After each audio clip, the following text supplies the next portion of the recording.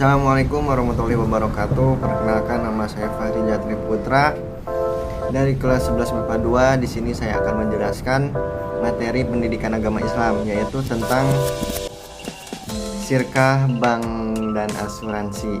Syirkah menurut bahasa adalah ikhtilat, berbaur. Menurut istilah syirkah, kongsi adalah persikatan yang terdiri atas dua orang atau lebih yang didorong oleh kesadaran untuk meraih keuntungan.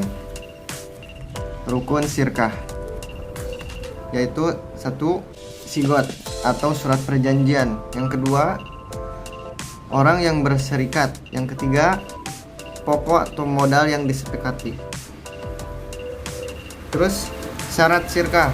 Syarat syirkah yaitu satu, sigot lafal, yaitu kalimat akad perjanjian dengan syarat mengandung arti izin untuk membelanjakan barang syarikat. Yang kedua, orang yang berserikat harus memenuhi syarat sehat, akal, baligh, merdeka, tidak dipaksa. Yang ketiga, pokok modal yang disepakati. Bentuk syarikat harta dalam kehidupan modern. Yang kesatu, firma. Yang kedua, komanditere venotap. Yang ketiga, perseroan terbatas. Yang keempat, koperasi. Terus yaitu ada bentuk syirkah. Bentuk syirkah yaitu satu, syarikat harta atau syirkatul inan, ialah akad kerjasama antara dua orang atau lebih dalam permodalan. Yang kedua, syirkah kerja, ialah bentuk kerjasama antara dua orang atau lebih yang bergerak dalam usaha memberikan pelayanan kepada masyarakat. Yang ketiga, syirkah abdan, ialah syirkah antara dua pihak atau lebih yang masing-masing hanya memberikan kontribusi kerja tanpa kontribusi. Yang keempat, syirkah wujuh, ialah kerjasama karena didasarkan kepada kedudukan, ketokohan atau keahlian seorang di tengah masyarakat. Yang kelima, syirkah mufawadah, ialah syirkah antara dua pihak atau lebih yang menghubungkan semua jenis syirkah. Bank ialah suatu lembaga yang mengatur peredaran uang dengan sistem administrasi tertentu.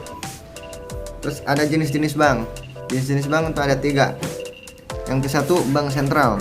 Yang kedua, bank umum. Yang ketiga, bank pembangunan. Menurut pemiliknya, bank dibedakan menjadi 5. Yang kesatu, bank pemerintah, misalnya BRI, BNI, BTN. Yang kedua, bank swasta, misalnya BCA atau Bapas. Yang ketiga, bank asing, misalnya Bangkok Bank, Citibank, Singapura Bank. Yang keempat, bank Islam, misalnya BMI, BMT, Bank Syariah Mandiri. Yang kelima, bank koperasi, misalnya KUD, KSU, KPS, KKD. Terus ada fungsi bank. Yang kesatu, sentral penyediaan dan peredaran uang. Yang kedua, pengawasan dan pengendalian inflasi.